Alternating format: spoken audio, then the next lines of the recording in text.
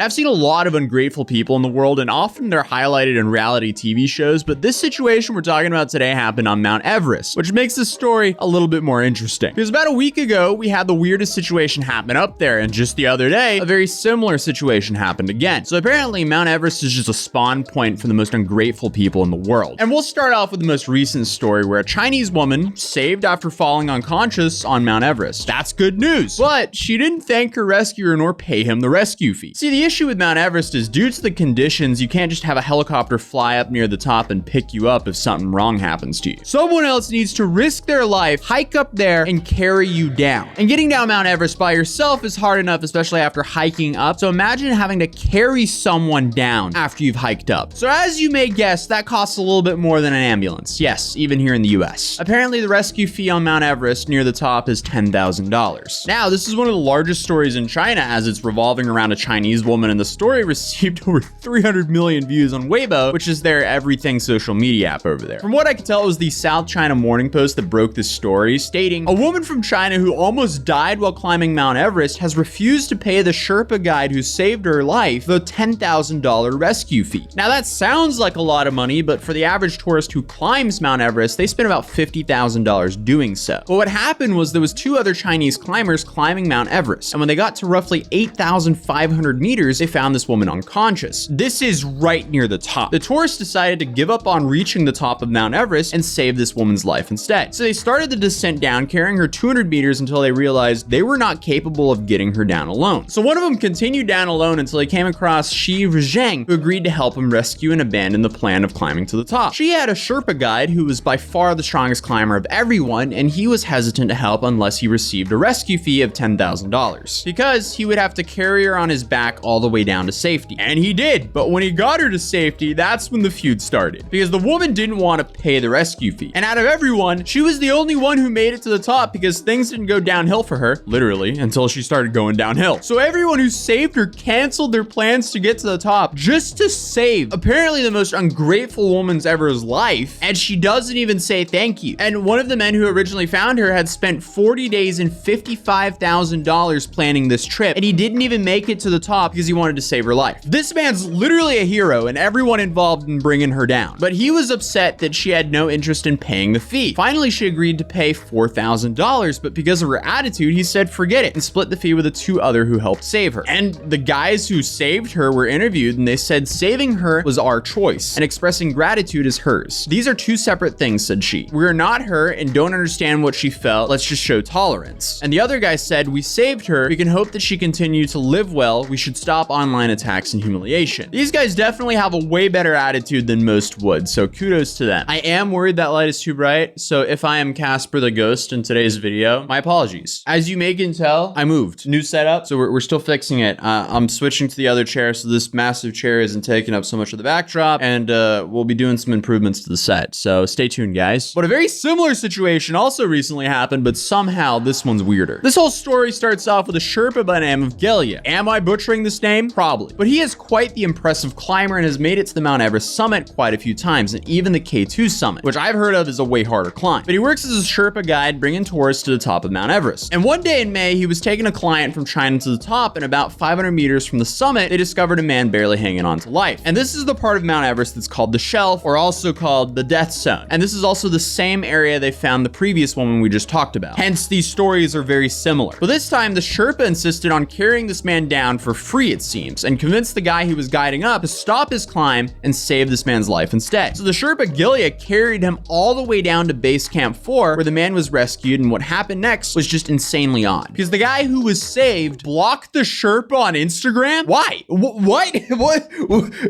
What is wrong with these people climbing Mount Everest? Because clearly you have two types of people. You have some of the best individuals in the world who will put other people's lives in front of their own goals and risk their own health and life saving them. And you have the worst of these people who are climbing up there, unfortunately getting stuck, almost passing, being saved, but not even thanking the people who are risking their own lives to save them.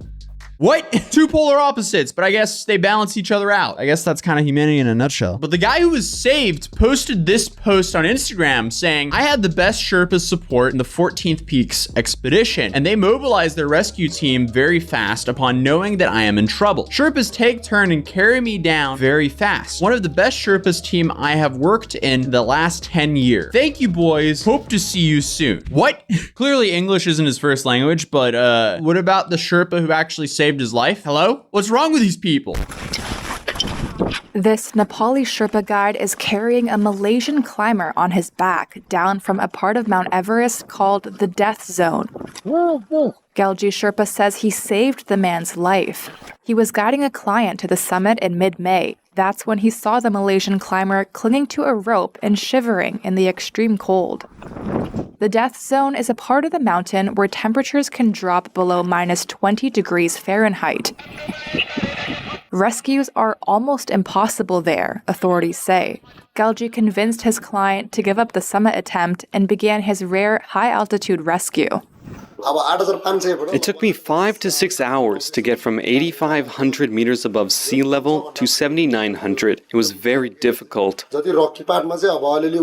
In places where it was rockier, we could not drag him. We had to carry him on our backs with difficulty. What an absolute legend, though. I admire people like him. It's just a shame that the person he rescued wasn't that grateful for him. At least so it seems. He eventually got help from another guide, and a helicopter then carried the climber down to base camp. It was important for us to rescue him, even from the summit. Money can be earned any time. Left like that, he could have died. We have saved his life by quitting the summit. The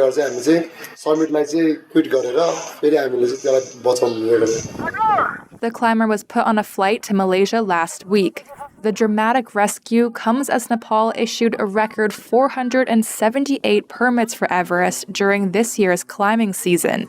At least 12 climbers have died, and another 5 are still missing on Everest slopes. Dude, what's so wild about this is like VR is getting to a point where you can almost get a similar experience of climbing Mount Everest in a couple of years, minus all the risk. I mean, 3% of the people who got a permit ended up passing away. That's insanity. But overall, what a great attitude from the Sherpa. Not even wanting the normal rescue fee just to save a life. But from the guy who was rescued, the lack of appreciating the Sherpa who dragged him from the summit down to the base camp, it's safe to say it didn't stop there. And he also went on to national TV and thanked his sponsors, but nothing about the man who saved him. Essentially, he's thanking the people who helped him down from the base camp, but not the guy who carried him on his back to the base camp to begin with. Bruh. He also posted a pic of him on TV with this caption, "How important is rescue team and heli rescue on Everest expedition? Believe me, it's very important. I am alive today because I have had the best and dedicated partners. The 14th Rescue INS. Everest in previous year, especially in 2022, was good, but 2023, it was tough and taking many lives. I don't know how you can get carried down to avoid death and not thank the person who saved you." Both of these individuals we covered today are some of the most ungrateful people I've covered in a long time. But if you want another interesting story, this TikToker lived in the forest for 7 months and ended up getting shut down by the police, but he fled and filmed everything on a drone. And then I called him and interviewed him about this, where he cleared up a lot. And this story is just absolutely wild, so I definitely recommend checking it out, and I'll see you guys in the next video. Peace.